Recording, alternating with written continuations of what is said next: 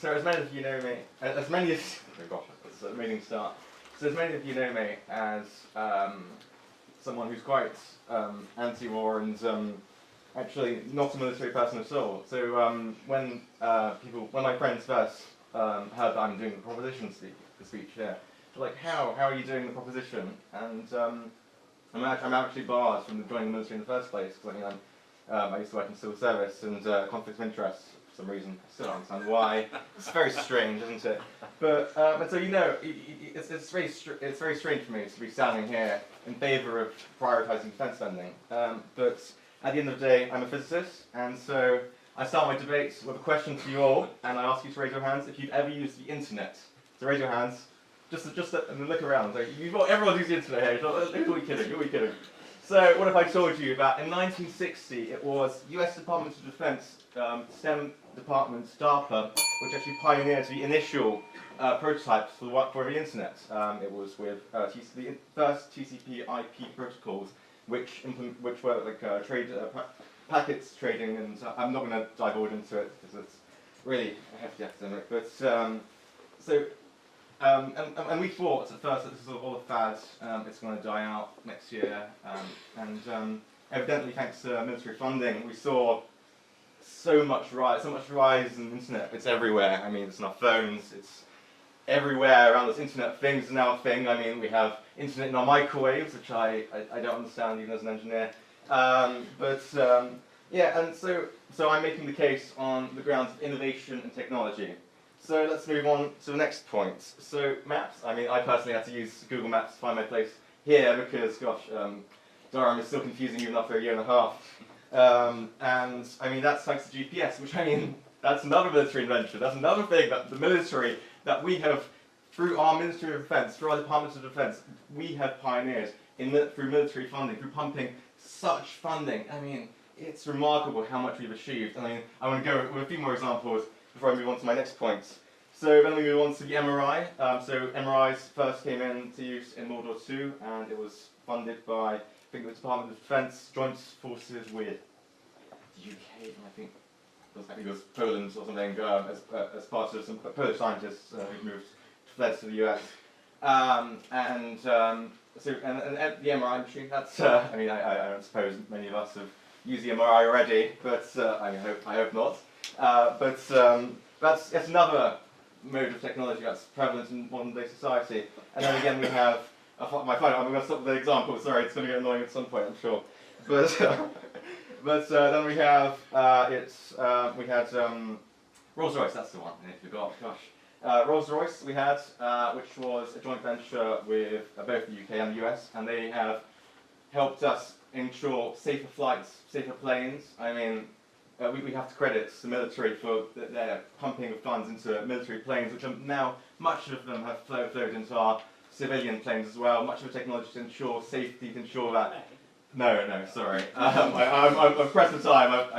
We have 10 minutes, but maybe later. But and so there's so much, as I've pointed out so far, so much use we've seen. I mean, everything around us right now. I mean, a lot of things. Like when we go home, everything in our rooms is just filled with things that have been pioneered at some point by some form of military funding. And so I move on to my next point, which is to look at infrastructure, where we've seen, like last year, which is a good example actually, is the NHS had a huge ransomware attack in May. Not my doing. This one wasn't me.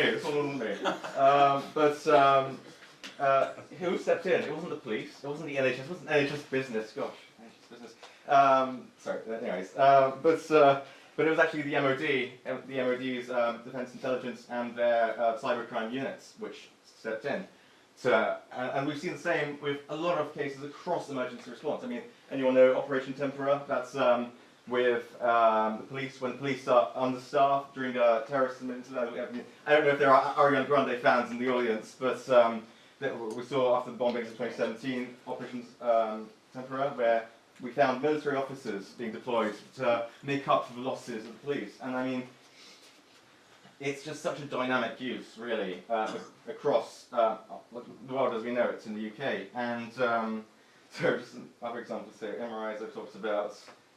planes, and also jobs. That's the other thing that's pretty insane. I think one of my colleagues, my colleague so far has talked about already, wherein we have 200,000 direct employees of the MOD across the world. I mean, they have bases in Cyprus, they have bases in Ireland, they have bases in across the world, and then we have another 98,000, which I think Edward.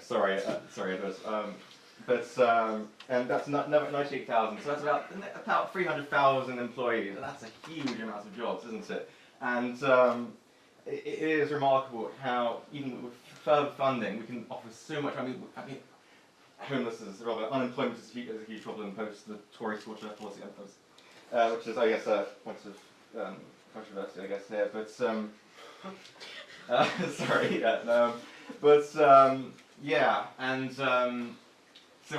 we need to sort this unemployment. I mean, we're funding the military, we're funding defence. So much can be achieved, so much more jobs can be pumped into defence. I mean, we've seen it's one of the large.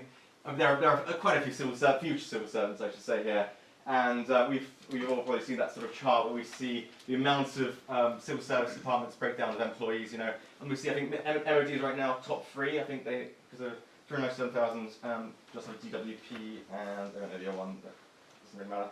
But but there are huge amounts of jobs opportunities for not just, we've raised technical and high-tech jobs as well, but there's also white-collar jobs, blue-collar jobs. It's just such a diverse range of people. It ranges from the very specialist senior executive officers to just basically everyone, from all forms of classes and all forms of education. And so jobs, very important. As I'm sure we all agree, we're all looking for jobs after we graduate, aren't we? And the final point, because I hope I'm not running out of 3 minutes. 3 minutes, amazing. Right, okay. And the final point I'll make is education.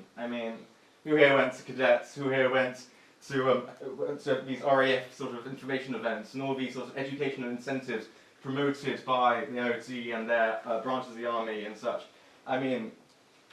We've seen such efforts from the defence sector to pump people into science and engineering, and as a scientist myself, it is a huge problem where we have such a lack of minorities, we have such a lack of women, we have such a lack of people of colour in science and engineering, and who has been at the forefront to ensure that the MOD, to ensure that science and engineering is more diverse?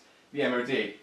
Defence sector. They have consistently, right now there is a programme, I think it's the STL which does it, where they specifically look at, they specifically recruits women, people of colour, underrepresented groups, because it is a huge problem where we don't have enough people from these groups, and they feel, a lot of us, like myself, I'm Iranian, my career prospects in defence are a bit, my academic advisor when I first came here, they were like, you're not considering a career in defence, are you? And I'm like, no, I'm not. They're like, oh good, because I noticed you're Iranian. It is really, it puts me off. It put me off at first, but I really like defence. As you can probably look at my CV, I am really passionate about defence, and I felt personally I felt like I had no chance of getting in, but then I found the MOD and all their branches have some form of way of inclusivity for people who may have dual nationality, may be from an underrepresented group, might be from underprivileged backgrounds. It is remarkable how they have offered such incentive when other sectors, across the private sector, we have not seen that same amount of we have not seen that same amount of passion to introduce a more diverse workforce in science and engineering. And so I move to prioritise defence spending. Thank you very much for your time.